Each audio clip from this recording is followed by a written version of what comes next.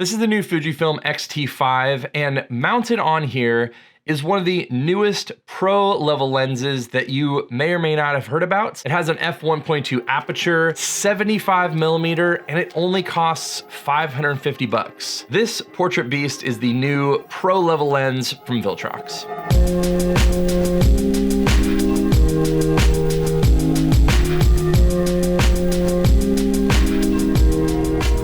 Now, I didn't buy this camera or this lens with my own money. The camera is on loan from B&H, so thank you to them. I'll be doing a review on this in a bit. And then the lens was sent to me by Viltrox for the sake of this review, but other than sending me the specs and the pricing, they have no other input into this video. So this is as independent as you can get with having a lens sent to you. Now, I'll also add probably my favorite third-party lens of the year last year was the Viltrox 13mm f1.4. Obviously, I did a review on it. It was probably the most surprising lens that I used outside of the first-party, native lenses. And this one in particular, especially since it is a focal length that Fujifilm doesn't even make, was both a real surprising choice, but also a very welcomed one because I feel like it fills a gap that they haven't really addressed. Now, for those of you kind of keeping track at home, the Fujifilm XF line is an APS-C Super 35 sensor. So a 75mm is, I think,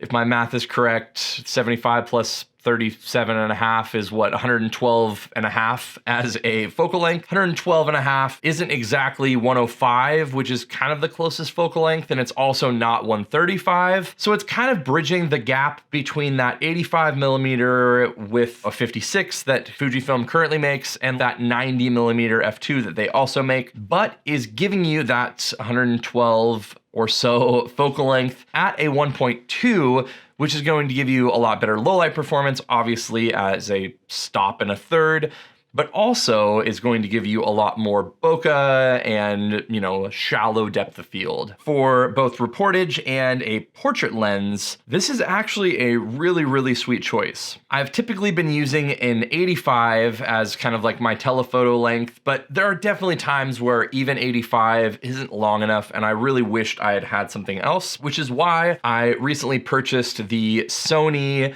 135 f1.8. It is not a cheap lens. It's over $2,000. And at 135, it's a little bit too long to use in most situations, at least for me on a wedding day. While it is incredibly useful, it's just a little too tight for a lot of things. That's where something like this comes in, where I think for a lot of people, it can replace a 135 and it can replace an 85 with the right kind of kit. Now, in terms of weight, it is not the smallest lens in the world for sure. And if I had an X-T5 body, I would definitely buy a base plate of some sorts because I'm over 6 feet tall. I have sort of larger hands, and it's really, really hard to hold this. And as you can see too, the lens definitely extends quite a bit more. So I probably would get some sort of grip or something. It probably is a little bit more suited to the XH2S and the XH2 line of cameras. But that being said, it's not like you shouldn't buy this if you have an X-T5. I will say on the XE4, it probably feels a little bit more ridiculous. This is with the base plate on as well, so it just looks so silly, but it does work really, really well.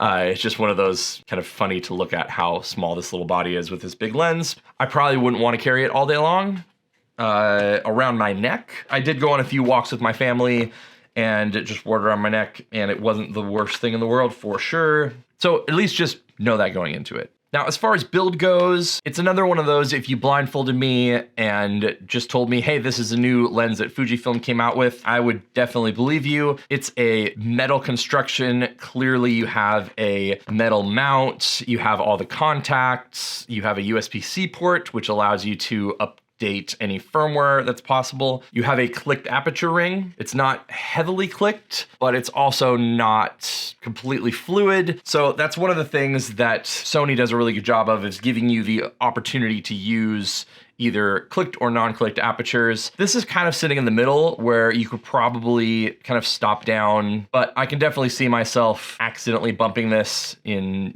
wedding use, especially when the camera's flopping around a lot. It's not a big deal, but it kind of is what it is. You have 77mm filter threads, which is fairly common. Kind of large, but especially for a longer focal length, it's not that bad. The 135 from Sony, yes, it's a full frame lens and it's a little bit longer, but it's an 82mm. That's where you're getting a little bit smaller and it's kind of fine that way. You have a single AF/MF switch. We have an STM motor in here, which for something that's this big does a pretty good job of being fairly snappy. That being said, I definitely wouldn't photograph probably sports with this, and even things like people walking down an aisle at a wedding. Currently, it's not there yet. It might definitely be because the X-T5 is so new that they don't have their algorithms just completely set up yet. So it's one of those things that as of now, it's not incredibly reliable, and it definitely didn't catch focus the entire time. I wouldn't say the autofocus is bad and it's completely usable. I would have zero issues using this on a wedding day, but there are a few moments during a wedding day that I probably wouldn't want to use this as my primary focal length. But again, this focal length and the low aperture are definitely a huge reason for someone like a wedding photographer or some other type of documentary photographer to use this and be really happy with the results. Now, in terms of image quality, that's where this thing was pretty mind-blowing to me. And it says Pro on the side of the lens, and this is absolutely where it lives up to that Pro designation. I wish we were classic, a little dramatic, like falling in love with the girl next door. She's up in her own world, I think she's a mean girl. I wish she was more like Mandy Moore, like Mandy Moore.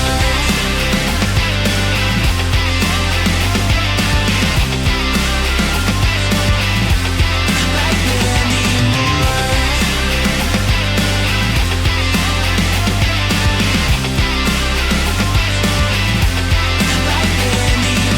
Everything on here is sharp. I have zero issues with sharpness anywhere on the lens. Was incredibly impressed by the sharpness from edge to edge. Even at 1.2, was absolutely fantastic. So zero issues there. The chromatic aberration was near non-existent. I wouldn't say that it's an apochromatic lens, but it is near apo levels of goodness.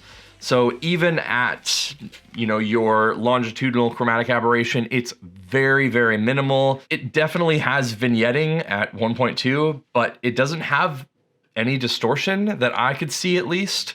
It also has very minimal focus breathing from what I've seen at least. So for a video lens, especially, this would be great. It's not the best for manual focusing. I'll just say that I probably wouldn't want to buy this to manual focus only, but if you're going to use it as an autofocus lens, no issues. So overall, especially at the price point of $549, this thing is an absolute no-brainer. You're gonna be hard-pressed to find a better lens for the money, especially for a portrait length, longer documentary style lens on here. You're getting a bright 1.2 aperture, you're getting reliable autofocus. While not the best autofocus in the world, it's definitely good enough for my needs at least, and knowing its use cases is going to obviously help quite a bit. And I'm hoping that it can be improved by firmware and updates and stuff, but it's always one of those things where I'm not going to buy something in hopes that something improves. So at least just know that going into it. But again, for the performance, for the look, for the sharpness, for the lack of chromatic aberration, lack of distortion, all those things makes this a 100% buy this lens if you are in need of a portrait length, longer lens for the Fuji XF mount system. Fantastic, and you should definitely go with it. So thanks so much for watching. Let me know if you have any more questions about this. I do have a video coming out soon about the X-T5, so if you have any questions about this as well, let me know in the comments down below. I also have, I think, 6 videos that are already scheduled and a ton of more content coming in 2023. So if you think I did a good job in this and have earned your subscription, subscribe if you wouldn't mind. I was trying to get to 50,000 by the end of 2022, but kind of dropped the ball at the end. So if we can push over that mark, that would be great. So thanks again, and I will see you all on the next one.